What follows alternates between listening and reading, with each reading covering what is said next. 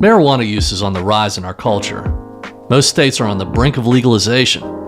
What does this say about our society? What is a Christian mental health response to this issue? I'm your host, Dr. Rich Hoffman, and on this episode of Ask Christian Counseling Associates, join me to discuss these questions and more with our clinical supervisor, Tom Weil, and CCA counselor, Chuck Sigler. Welcome. Thanks. Tom Weil, Chuck Sigler. Good to have you here today. Good to be here. All right. So I want to start out with an article here. See what you guys think. It's titled When Children Kill, and it talks about 12-year-old sister who murders her 9-year-old brother. So the actual headline is, When Children Kill, Doctors Warn ADHD Medication and Developing Brains of Children Can Create a Perfect Storm for Psychotic Episodes. It goes on to suggest that this had something to do with bad interaction with her psychotropic medication. I don't think that they know too much yet, but they know that she was on ADHD medication, and they believe that she had some type of weird reaction to it. And in this video, she's sobbing uncontrollably, I'm sorry, I don't know what happened. And now she seems to have clarity.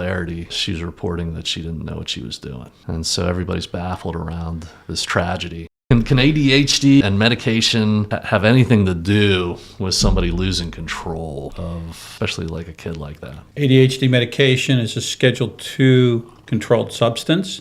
That means it's considered by the federal government to be as addictive as cocaine and morphine. I don't know if they still do that. They used to use ADHD medication to precipitate psychotic episodes. They would take first episode, people that had a schizophrenic or psychotic break, and they would want to do research into schizophrenia, and they would give them the medication to try to precipitate the episode. So I think it's true, because they used to do that type of studies. At least half a dozen marijuana dispensaries within a quick distance from this office. I drove past one to come here today. While that's going on, we are in the process of putting DACA offices everywhere. In every county you go. With those 5,500 referrals, it's estimated nationwide now that it's 18 to 20% of people who are presenting for counseling have some type of definable problem with addiction. And here's where we're at right now. How many people are reporting that as they come to CCA? Under 1%. So it's not something that somebody will tell you. And they're not going to tell you, I'm going to the medical marijuana dispensary. But when we roll past that marijuana location, parking lot is full, and they're building more because there's a big demand. Stuff that I've read says that some of the different promises in states that have already legalized recreational marijuana, like Colorado, Washington, Oregon, some of the promises that they said would come true haven't. For instance, when we legalize recreational marijuana, it will cut down on the black market. It's actually promoted the black market in those states. They've seen studies in Colorado. I read an article on the incidence of driving under the influence fatalities has increased. So there's a lot of claims about what legalizing marijuana will do that have not really come true in the states that they're at. Colorado in the last 6 months has gone in and had some specific bipartisan legislation that has begun to put some more restrictions on recreational marijuana. Some research that's done by people like Stacy Gruber, who is in charge of an institute called MIND. It's doing marijuana research. But she's specifically done some good research that shows how marijuana in particular affects the developing brains of adolescents and how it causes problems with that. And she's able to demonstrate that the younger that a person starts using marijuana, the more significant changes that happen to them. So no, I don't think it's a good idea that youngsters try to vape marijuana to deal with anxiety. Any type of drug that you put into your system is going to help you deal with anxiety because you're more focused on the experience of the drug than you are on what was making you anxious. So there's no chance that you're going to mature or progress or master dealing with something? No, you're sedating the symptoms. So you haven't had a chance to deal with the problems.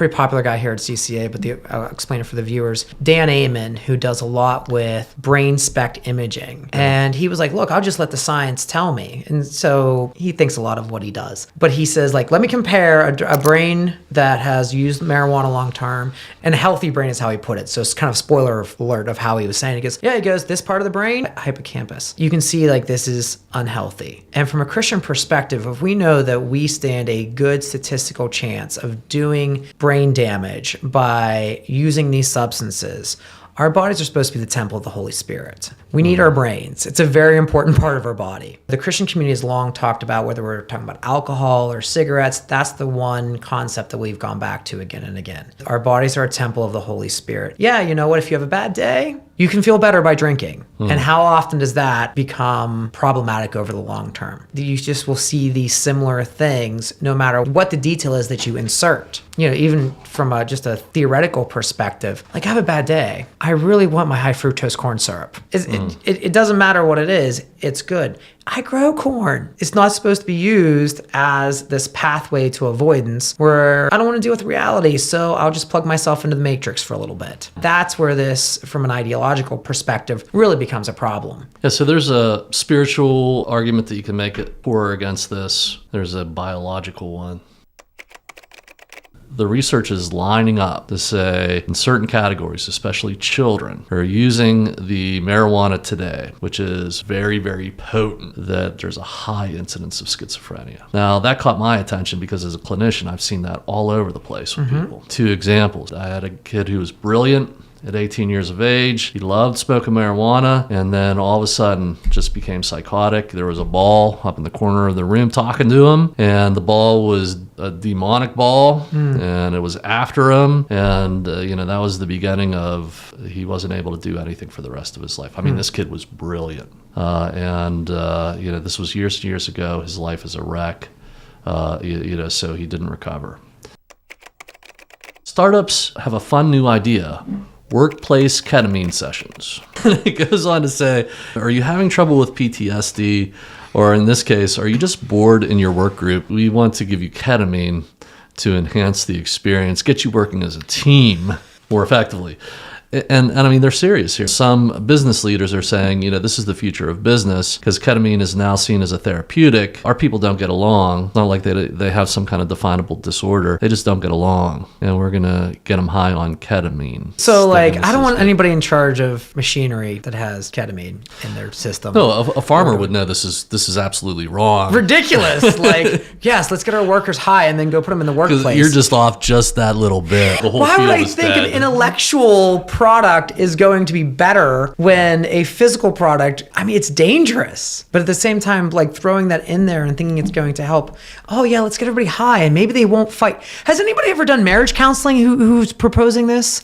Right. Let's get everybody drunk and see if you fight better when you're drunk. Right. What? We had, or the son of Ashtra and Baal was Molech. And Molech is this statue with its arms out and its hollowed out belly where you could put a fire in there. And so the Bible talks about your children are not to pass through the fire. I never really knew what that meant. But what it is you'd put the baby in this belly where there was fire and the baby would be burned to death. And they would be worshiping Molech as that happened. Baby who was alive. It's just a terrible thing to think about. This happened over and over. So Vanderland is talking from this altar that they undigged. And then on the sides of the altar, the ritual was that you'd have temple prostitutes that you could have sex with. And the belief was you could have this immoral sex because the people of Israel knew that to have sex was between a man and a woman in marriage. If you were burning your child on the altar, I could pretty much say with confidence, even though the Bible doesn't tell me this, but the people are being warned not to go outside that boundary, that everything was happening in those orgies around the altar. And the thought was, if the gods were pleased with the sexual activity, then Ashtoreth and Baal would see that and have sexual contact, and the offspring would be a fertile harvest. The people would do anything to get that.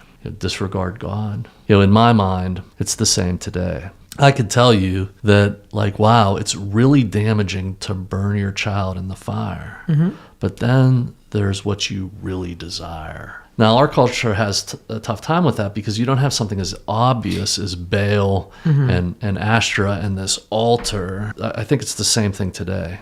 Spiritually, there's things in this culture that we really, really want. Long story short, this Bible study does a great job of pointing out all the categories of things you could really, really want. And they're very common to us today. Money, power, people to admire you. And that people back then and people now would do anything to go after that. Sacrifice their kids, sacrifice people's safety, take drugs that make you feel like you're everything, that you're whole. We have to train our people and our families and our churches to follow after God, and that we should be willing to sacrifice anything to do that, especially our appetites and our desires. And if we can't do that, we're lost. I know that's a serious spiritual argument to say, and some people are out there saying, wow, that's pretty, we're just talking about marijuana here. But I would tell you, if you want to get to the core of the spiritual argument, that's what it is.